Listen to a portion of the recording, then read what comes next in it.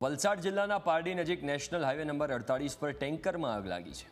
આગની ઘટનાને પગલે મુંબઈ અમદાવાદ નેશનલ હાઈવે અડધો કલાકથી બંધ છે।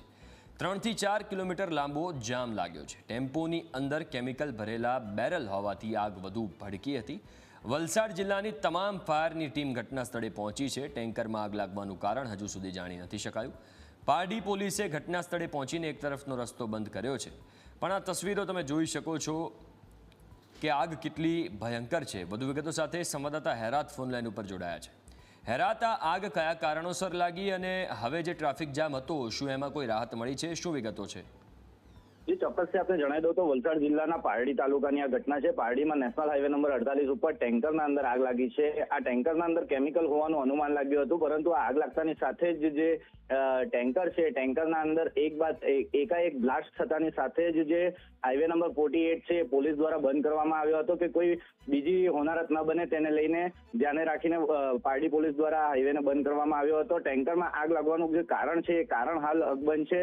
ફાયર વિભાગ જે છે, ફાયર વિભાગની ગાડીઓ જે છે તાત્કાલિક જ ઘટના સ્થળે પહોંચી આવી હતી અને ફાયર વિભાગ દ્વારા આ આગને જોતાની સાથે જ તેઓએ બ્રિગેડ કોલ જાહેર કર્યો હતો અને જિલ્લાની તમામ જે ફાયરની ગાડીઓ છે તેઓને ઘટના સ્થળે પહોંચવાના આદેશ કરવામાં આવ્યા હતા। ટેન્કરમાં આગ લાગતાની સાથે જ અફરાતફરીનો માહોલ પણ મચી ગયો હતો, તો સાથે જ બીજી તરફ બ્લાસ્ટ થવાના પણ દ્રશ્યો સામે આવ્યા હતા। તો ઘટનાની જાણ પારડી પોલીસને જ્યારે થતા ત્યારે ઘટના સ્થળ પર આવીને પારડી પોલીસે પણ હાઈવે જે છે એ ટ્રાફિક જામ કરાવ્યો હતો અને ત્યારબાદ અડધો કલાક બાદ મુંબઈ અને અમદાવાદ જે નેશનલ હાઈવે 48 છે અડધો કલાકથી વધુ સમય સુધી હજુ પણ બંધ છે।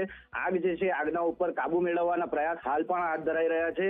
3 થી 4 કિલોમીટરથી વધુનો જે આ છે ટ્રાફિક જામ થયો છે, જેને લઈને રાહદારીઓ જે છે તેઓએ હાલ તો પરેશાનીનો સામનો કરવો પડી રહ્યો છે, પરંતુ વલસાડ પોલીસ દ્વારા જે છે એ લોકોની તકેદારીને લઈને હાલ હાઈવેને બંધ રાખવામાં આવ્યો છે। તો ટેમ્પોની અંદર કેમિકલ ભરેલા જે બેરલ હતા એ બેરલના અંદર આગ વધુ ભડકી હતી, જેને લઈને હાલ ફાયર વિભાગને આગ ઉપર કાબુ મેળવવામાં હાલ તેઓએ ભારે જહેમત ઉઠાવવા પડી રહી છે। તો સાથે જ જિલ્લાની જે તમામ ફાયરની ગાડીઓ છે એ હાલ ઘટના સ્થળ ઉપર છે અને આગ ઉપર કાબુ મેળવવાના પ્રયાસ હાથ ધરી રહી છે।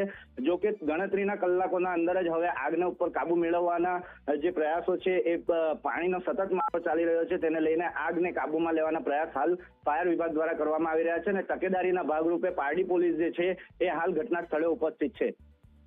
બિલકુલ હેરત, આજે આગ લાગી છે, સ્વાભાવિક રીતે ખૂબ મોટી આગ છે, એટલે આજુબાજુ શું કોઈ લોકો હતા? જાનહાનિના કોઈ સમાચાર છે? બીજું કે હાઈવેને હવે ઓપન થવામાં કેટલો સમય લાગી શકે છે? જી આપને આ ઘટનાને લઈને જણાવી દઉં તો આગ લાગવાને લીધે હાઈવે જે છે હાઈવેને જામ કરવામાં આવ્યો હતો। પોલીસ દ્વારા કોઈ હોનારત ન બને બીજી, તેને લઈને જે પ્રમાણે કેમિકલ અંદર હોવાનું જે અનુમાન લાગવામાં આવી રહ્યું છે, તેને લઈને જે આ ટેન્કર છે એના અંદર બ્લાસ્ટિંગ થવાના પણ દ્રશ્યો સામે આવ્યા હતા, જેને લઈને પોલીસ દ્વારા હાઈવેને જામ કરવામાં આવ્યો હતો। પરંતુ હવે ટૂંક જ સમયના અંદર જે પ્રમાણે ફાયર વિભાગ દ્વારા કામગીરી કરવામાં આવી રહી છે, સતત પાણીનો મારો ચલાવવામાં આવી રહ્યો છે અને આગ ઉપર જે છે એ કાબુ મેળવવાના પ્રયાસો હાથ ધરવામાં આવી રહ્યા છે। પરંતુ આ ઘટનાના અંદર કોઈ પણ હાલ સુધી જાનહાનિના સમાચાર નથી આવ્યા, પરંતુ આ ઘટનાને લઈને જે પ્રમાણે હાલ હાઈવે જે જામ થયો છે અને તેને લઈને લાંબી કતારો લાગી છે અને ઘટનાને લઈને વલસાડ જિલ્લાની જે પોલીસ છે, ટ્રાફિક પોલીસ હોય, પારડી પોલીસ હોય, તમામ હાલ તો ઘટના સ્થળે પહોંચીને ટ્રાફિકને નિયંત્રણ કરી રહી છે। તો ટૂંક જ સમયના અંદર એક તરફનો રસ્તો પણ ચાલુ કરવામાં આવશે અને એક તરફના રસ્તા ઉપર જે પ્રમાણે આગ જે છે એ આગ થોડી ઓછી થશે તે પ્રમાણે ધીમે રહીને એક તરફનો રસ્તો ખોલવામાં આવશે અને ટ્રાફિક જે છે એ હળવો ચાલુ કરવામાં આવશે। જી બિલકુલ, આભાર હેરત વિગતો આપવા માટે।